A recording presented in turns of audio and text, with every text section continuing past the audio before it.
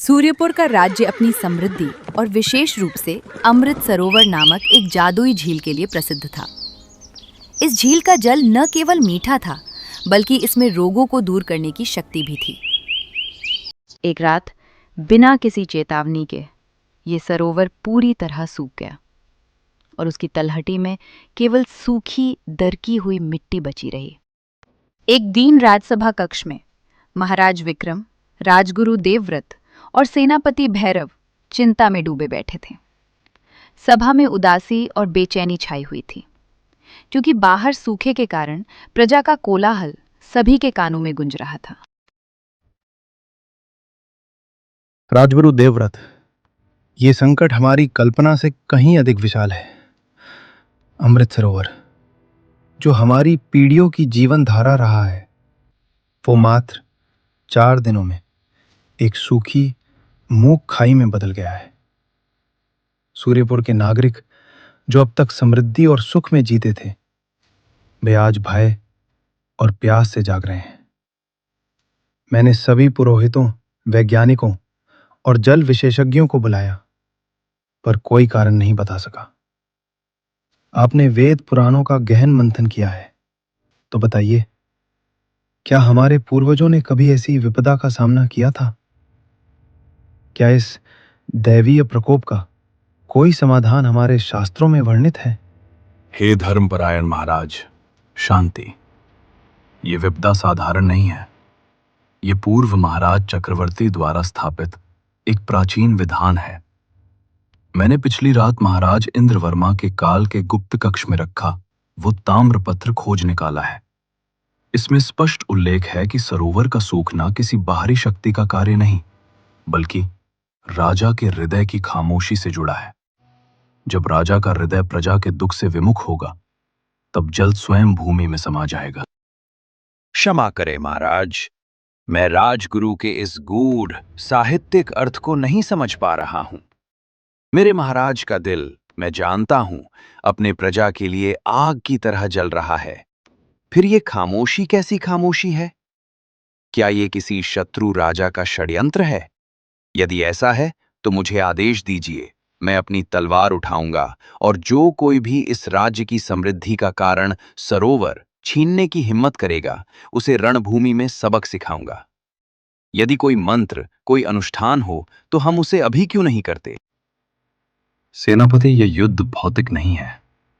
ये खामोशी राजा के अहम की खामोशी है, जो यह मान लेता है कि वो सर्वज्ञ है। और हाँ, सरोवर को पुनः भरने का मार्ग उस ताम्रपत्र में दिया गया है, जो एक कठोर शर्त है। पहेली की पहेली का सही उत्तर। महाराज इंद्रवर्मा ने लिखा है कि इस पहेली का उत्तर केवल वही दे सकता है जिसका ज्ञान केवल बाहर नहीं, बल्कि अंदर भी केंद्रित हो। पहेली, ये कैसा विधान है?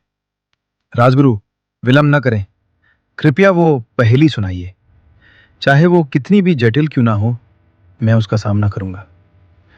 मेरा हृदय अभी भी अपने प्रजा के लिए धड़कता है और मैं उसे शांत नहीं होने दूंगा। मैं अपनी प्रजा को निराश नहीं कर सकता। पहेली है, वो क्या है जो सदा गतिमान रहता है पर कभी थकता नहीं? वो क्या है जो सबको बांटता है पर स्वयं कभी घटता नहीं?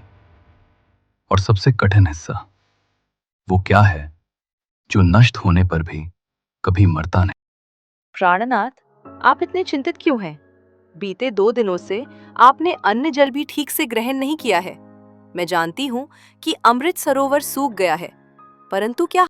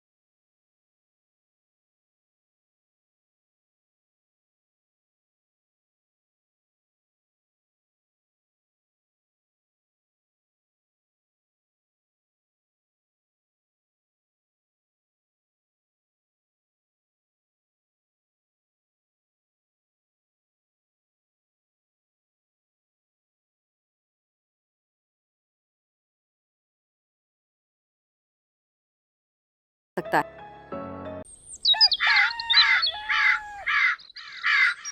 अगली सुबह राजसभा में राजगुरु और सेनापति उपस्थित रहते हैं। महाराज विक्रम आत्मविश्वास से भरे दिखाई देते हैं और रानी भामती उनके बगल में बैठी थी। महाराज, बीती रात राज्य में हाहाकार मचा हुआ था। पानी की कमी के कारण छोटे गांव से लोग पलायन करने लगे हैं। हमें अब और समय नहीं गंवाना चाहिए। यदि पहेली का उत्तर नहीं मिला तो हम किस शत्रु से लड़ेंगे, हम किससे संधि करेंगे? हमें कुछ तो करना होगा। महाराज, सेनापति की चिंता जायज है। अब निर्णायक क्षण आ गया है। यदि रानी भामती की कोई सहायता है तो हमें उसे स्वीकार करना चाहिए। रानी, क्या आप कोई ऐसा मार्ग देख पाई हैं जो हम नहीं देख पाए? राजगुरु और सेनापति, मेरा मानना है कि ये पहेली भौतिक दुनिया से नहीं बल्कि राजधर्म के सबसे आवश्यक और मौलिक स्तंभ से संबंधित है। महाराज विक्रम, मुझे उत्तर देने की आज्ञा दें। ये पहेली ज्ञान की नहीं बल्कि राजा के हृदय की करुणा की परीक्षा है। मैं मानती हूं कि इसका उत्तर एक ही शब्द है, प्रेम। प्रेम? भामती, क्या तुम समझा सकती हो कि ये तीनों खंडों को कैसे पूरा करता है? मैं उत्सुक हूं। बिल्कुल महाराज, आप ध्यान से सुनिए और राजगुरु, आप भी ताम्रपत्र में लिखी शर्त से इसका मिलान कीजिए। पहला खंड, वह क्या है जो सदा गतिमान रहता है पर कभी थकता नहीं? उत्तर, प्रेम। प्रेम एक ऐसी ऊर्जा है जो कभी स्थिर नहीं रहती। यह माता पिता, भाई बहन, राजा व प्रजा के बीच निरंतर बहती रहती है। यह सुबह जागते समय नहीं होती है और रात को सोते समय गहरी हो जाती है, पर यह कभी थकता नहीं। ये केवल अपना स्वरूप बदलता है। दूसरा खंड, वह क्या है जो सबको बांटता है पर स्वयं कभी घटता नहीं? उत्तर, प्रेम। प्रेम ही वह संपत्ति है जिसे आप जितना अधिक बांटते हैं वह उतना ही बढ़ता जाता है। धन बांटने से घटता है पर प्रेम बांटने से कई गुना बढ़ जाता है। एक राजा का अपनी प्रजा के लिए प्रेम हर नागरिक को सुरक्षा और अपनापन देता है, पर राजा के हृदय में वह प्रेम कभी कम नहीं होता। तीसरा खंड, वह क्या है जो नष्ट होने पर भी कभी मरता नहीं? उत्तर, प्रेम। यदि कोई व्यक्ति, कोई राजा भी अपने जीवन के अंत में भौतिक रूप से नष्ट हो जाता है तो भी उसका प्रेम, उसका स्नेह, उसका त्याग, उसकी यादों और उसके कार्यों में सदा जीवित रहता है। प्रेम की विरासत कभी नहीं मरती। और जब राजा का हृदय अहम के कारण इस प्रेम की भावना से खामोश हो जाता है, तभी सरोवर सूखता है। सरोवर को प्रेम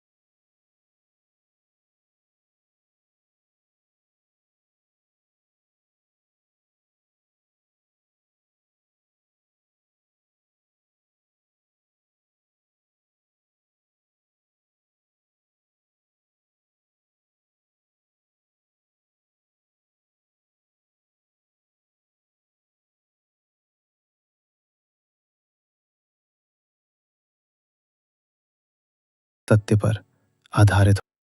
जैसे ही रानी भामती पहेलियां सुलझा देती है, जादुई झील में फिर से पहले की तरह पानी भर जाता है।